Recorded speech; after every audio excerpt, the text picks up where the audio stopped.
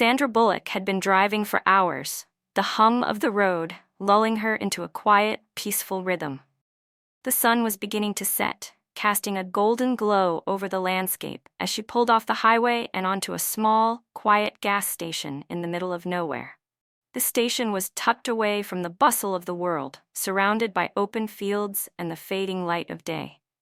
There were no flashy signs or bright lights, just a humble little stop, exactly what Sandra needed. She wasn't in a rush. The road had been long, and she could feel the weight of fatigue in her shoulders, but something about the solitude felt comforting. As she stepped out of the car and stretched, she inhaled the fresh, cool air. It wasn't the air of the city or the glamour of Hollywood, it was the air of peace, the kind she rarely got to experience. The gas station was almost deserted, with only a lone truck parked at one of the pumps. The sound of crickets filled the air as the sun dipped lower, casting long shadows across the dusty ground. Sandra could almost feel the weight of the quiet around her. There was no one here to bother her, no flashing cameras or whispers about her life. For the first time in a while, she felt like she was just another person on the road. She walked up to the pump, her sneakers scuffing against the pavement. As she slid the nozzle into her car's tank, she thought about how rare it was to have moments like this, away from the chaos of her life. It was just her, the open road, and the peaceful silence of the evening, with no one watching or judging. It was a moment of calm she knew wouldn't last long, but for now, it was enough. Just as Sandra was finishing up at the pump, the peaceful quiet was suddenly shattered by the roar of motorcycles. She looked up to see a group of bikers pulling into the station, their bikes growling like beasts as they skidded to a halt. There were at least 6 of them, all dressed in leather jackets, their faces hardened by years of rough living. Their presence filled the air with a heavy, almost aggressive energy, and Sandra instinctively tensed, her peaceful moment slipping away. The bikers were loud, too loud for the quiet of the small station. They joked and shouted to each other as they dismounted, their voices carrying across the parking lot. Their laughter was rough, and their demeanor just as coarse. Sandra kept her eyes down, trying to avoid drawing attention, but it was clear the group had noticed her. She was the only other person around, and they were already sizing her up. One of them, a tall man with a scruffy beard and sunglasses perched atop his head, glanced over at her with a smirk. "Hey there, sweetheart," he called out, his voice rough and leering. "You lost, or just looking for some company?" Sandra stiffened. She could feel her unease growing, the pit in her stomach tightening. She had hoped for a quiet stop, but now she was stuck in the middle of this. She gave a quick smile, trying to keep it friendly yet distant, but the biker wasn't having it. He took a few steps closer, his boots making a loud thud on the gravel. "You sure you're not out here all alone for a reason?" he teased, the tone of his voice unmistakably inappropriate. Sandra instinctively took a small step back, trying to focus on finishing up with the car. She wasn't about to engage in conversation with a group of rough-looking strangers. Yet, the bikers didn't seem to get the hint. Another one of them, a heavier man with tattoos snaking up his arms, chuckled and nudged his friend. "Come on, don't be shy, darling. We don't bite," he said, his voice dripping with mockery. Sandra could feel her heart rate pick up. Her instincts were screaming at her to stay calm, but the tension in the air was thick. She tried to ignore them, but every glance they threw her way made her feel smaller, more exposed. The stillness of the moment had already been replaced by something darker, and she was beginning to realize that this wouldn't be as simple as a quick stop. The bikers didn't let up. As Sandra turned back to her car, hoping to finish pumping gas and get away from the uncomfortable situation, one of them, this time the taller man with the scruffy beard, took a few more steps toward her. "You sure you don't need help with that?" he asked, his voice too loud, too insistent. He eyed her car, his gaze lingering on her as though he wasn't talking about the gas tank. Sandra swallowed hard, keeping her face calm, her hands steady. She wasn't going to give them the satisfaction of showing fear. "I'm fine, thank you," she said, keeping her voice as neutral as possible, hoping they would take the hint. But the moment the words left her mouth, the air seemed to thicken, like it was pressing in around her. The heavy-set man with the tattoos leaned against the pump next to hers, a grin spreading across his face. "You sure you don't need a little company while you wait? You look like you could use some fun," he said, his voice dripping with condescension. He was too close, his body taking up space that Sandra hadn't invited him to. Sandra took a quick step back, but the movement only seemed to make them more persistent. Another one of the bikers, a lanky guy with a sleeveless vest, wandered over to join the group. He winked at Sandra, his eyes scanning her from head to toe. "What's a pretty lady like you doing all the way out here? Ain't nothing but dirt and dust? You sure you don't need someone to show you around?" Sandra forced herself to focus on the task at hand, taking deep breaths, trying to steady her nerves. But every time she shifted her gaze away from them, they followed her. Their laughter filling the air like a low hum, unsettling and relentless. The group seemed to close in, each one of them now invading her space, their comments becoming more vulgar, more personal. The tall man with the sunglasses leaned in closer, a grin spreading across his face as he whispered, "You're way too pretty to be out here alone, sweetheart. Who's gonna take care of you when the sun goes down?" Sandra's breath caught in her throat. Her mind raced. She could feel the heat rising in her cheeks, her pulse quickening as her body screamed at her to get away. But there was nowhere to go. The gas station was too small, the bikers too many, and the feeling of being trapped was starting to settle in her chest like a weight. She tried to ignore them, focused only on her car, her hands gripping the nozzle tighter, but the harassment only escalated. They moved closer still, whispering things under their breath, mocking her, testing her patience. Their presence was overwhelming, and Sandra's discomfort grew with each passing second. It was no longer just a few passing comments, they were closing in on her, pushing her boundaries, daring her to react. As the bikers closed in, their taunts growing louder, a quiet figure sat in a truck not far from the scene. Johnny Depp, wearing a faded cap and a pair of dark sunglasses, sat in the driver's seat, his hands resting casually on the steering wheel. He had been traveling for days, staying under the radar. Far from the flashing lights of Hollywood, his truck was parked in the shadows near the back of the gas station, barely noticeable against the dimming backdrop of the evening. Johnny wasn't looking for trouble, but when he noticed the group of bikers at the station, something about the situation caught his attention.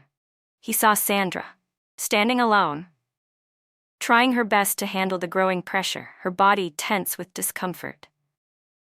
He didn't need to hear the words to understand what was happening. He could see the way the bikers were closing in on her, their movements predatory, their words cutting through the quiet like knives. His gaze remained steady, his expression unreadable as he watched the scene unfold. Johnny was no stranger to this kind of situation. He had seen it more than once in his own life. The tension in the air thickened, and Sandra's unease became painfully obvious. She didn't deserve this, he thought, his brow furrowing as he observed her trying to stay calm under the pressure. The bikers didn't seem to notice, too caught up in their own behavior to realize the boundaries they were crossing. Johnny's mind raced, not with panic, but with a kind of quiet certainty. He wasn't the kind of man to jump into things without considering his actions, but something about the way the bikers were treating her made his instincts flare. He could feel the anger bubbling up, but he pushed it down, focusing instead on the moment, watching every move the bikers made. He knew he needed to act, but he would wait. Let them reveal their true intentions, let them dig their own hole. Sandra, still unaware of Johnny's presence, tried to push through the harassment, her thoughts racing as she tried to ignore the bikers' taunts. She wasn't sure how much longer she could handle it. Her gaze flicked nervously between the bikers, searching for an escape, but they were everywhere, circling her like sharks. Meanwhile, Johnny watched from the shadows, still as ever, waiting for the right moment to step in. He wasn't sure what exactly would happen, but he knew something had to change. The air felt like it was about to snap, and as the bikers grew more bold, the calm before the storm was reaching its breaking point. As the bikers' harassment reached a fever pitch, Johnny Depp finally made his move. He opened the truck door with a soft creak, stepping out onto the gravel lot. His boots hit the ground quietly, but the way he moved, slow, deliberate, confident, spoke volumes. Johnny didn't rush. He didn't need to. His presence alone held a kind of power, an unspoken authority that seemed to ripple through the air. The bikers hadn't noticed him at first, too caught up in their own game, too focused on Sandra.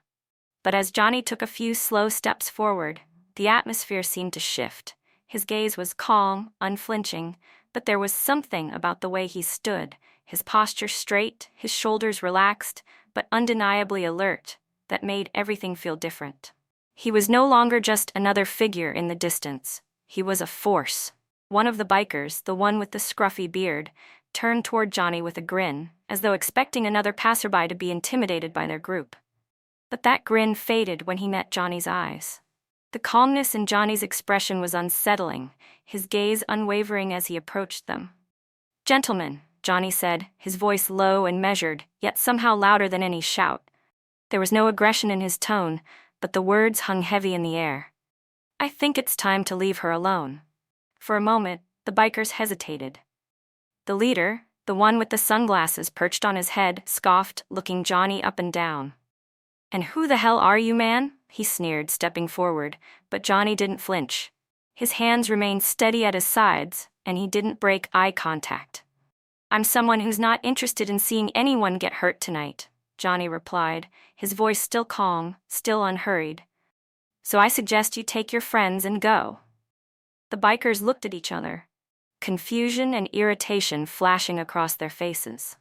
They weren't used to being spoken to like this, especially not by someone who didn't seem to care about the trouble they could cause. But Johnny's presence, the quiet authority in his voice, began to have its effect. One by one, the bikers started to step back, the defiance slowly draining from their faces. The scruffy bearded man was the first to break, muttering under his breath as he turned and walked toward his bike. "Whatever, man," he grumbled, signaling to the others. Slowly, the rest of the group followed suit, their movements more reluctant, but not without hesitation. The leader shot Johnny a final, angry glance before turning and mounting his bike, clearly defeated. The sound of their engines revving to life broke the tense silence, and within moments, the group was gone. Sandra, still standing by her car, let out a breath she didn't realize she had been holding. She hadn't expected this, hadn't expected him to step in, let alone with such calm power. It was over. As the sound of the bikes roared into the distance, the tension in the air began to dissipate, but something lingered. Sandra, still trying to shake off the unease from the harassment, watched as the bikers faded into the horizon. But just as she was about to turn and walk back to her car, she heard a sharp, frustrated grunt from the leader of the group, the one with the sunglasses and the confident swagger.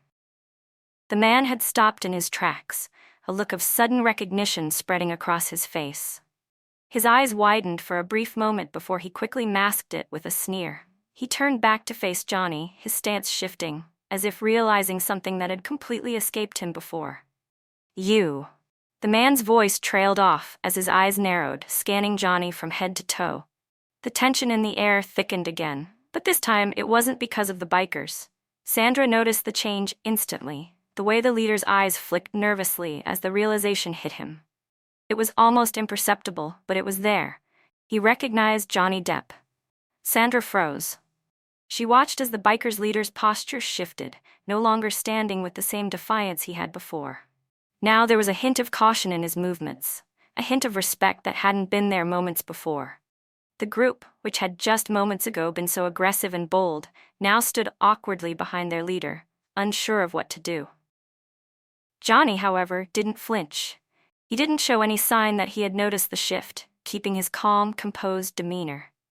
There was no fear, no acknowledgement of the fact that this man now knew exactly who he was. Instead, Johnny simply nodded once, as if the recognition didn't matter at all.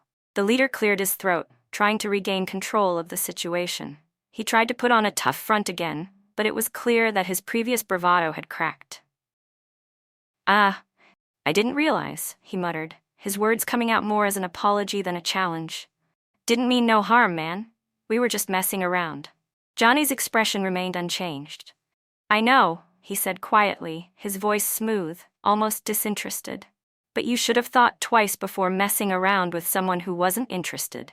The leader paused, eyes flicking between Johnny and the ground, clearly unsure of how to respond. The other bikers stood still, the confidence they had earlier gone. The shift in the dynamic was palpable, as if the room itself had just tilted. With a final awkward glance at Johnny, the leader slowly mounted his bike, his pride bruised. "Let's go," he barked at the others, his voice lacking the same authority it had before. Without another word, the group started up their bikes, their departure now quieter, less forceful. Johnny watched them go, his demeanor unchanged, before turning back to Sandra, who still stood frozen, absorbing everything that had just unfolded. Johnny didn't need to say anything more. His presence had done the talking for him. The bikers were gone, and with them, the threat had faded. The sound of the motorcycles faded into the distance, leaving behind nothing but the quiet hum of the evening air.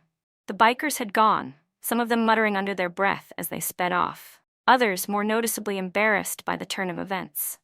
The leader, who had been so sure of himself moments before, now seemed smaller, his shoulders slumped as he rode off in silence. The group's harsh presence had dissolved, leaving the gas station once again in a peaceful stillness.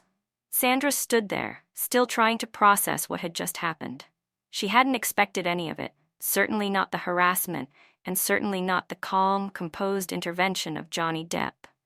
Her mind raced as she watched the bikers disappear. She was still shaken, her pulse still quick, but there was a strange relief that began to settle in. Johnny hadn't said much, but his presence had been enough. She slowly turned towards him, still standing near his truck, his posture relaxed as if nothing out of the ordinary had occurred. He wasn't one to seek attention, and yet in that moment he had commanded it, without raising his voice, without even appearing to try. "Thank you," Sandra said quietly, her voice still trembling slightly. I don't know what would have happened if you hadn't stepped in." She hesitated, unsure of how to express her gratitude or what to even say. It felt like a dream, something unreal. Johnny merely nodded, his expression still unreadable but kind. "No need for thanks," he said in his usual soft, measured tone, "just looking out for the situation." With that, Johnny turned, his movements effortless, as though he had no idea how much his intervention had meant. He walked back to his truck, and as he slid behind the wheel, Sandra stood there, feeling a strange sense of wonder. She had no idea why he had been there, or how he had known exactly when to step in, but she couldn't deny the calm that had come with his presence. As Johnny's truck drove off into the sunset, Sandra let out a breath she hadn't realized she was holding. It was over. She was safe. But the encounter had left her with more questions than answers, a feeling of surreal gratitude and a quiet wonder about the mysterious man who had so silently made everything right. Thank you so much for watching this intense and unexpected story unfold. From the sudden confrontation with the bikers to Johnny Depp's quiet yet powerful intervention, we saw how a tense situation can change in an instant. It's a reminder that sometimes things aren't always what they seem, and that one person can make a world of difference in the most unlikely of circumstances. If you enjoyed this story, don't forget to hit that subscribe button so you never miss an exciting tale. Give us a like if you felt the suspense, and feel free to comment your thoughts below. What would you have done in Sandra's shoes? And don't forget to share this story with your friends so they can experience the thrill too. Stay tuned for more amazing stories coming your way.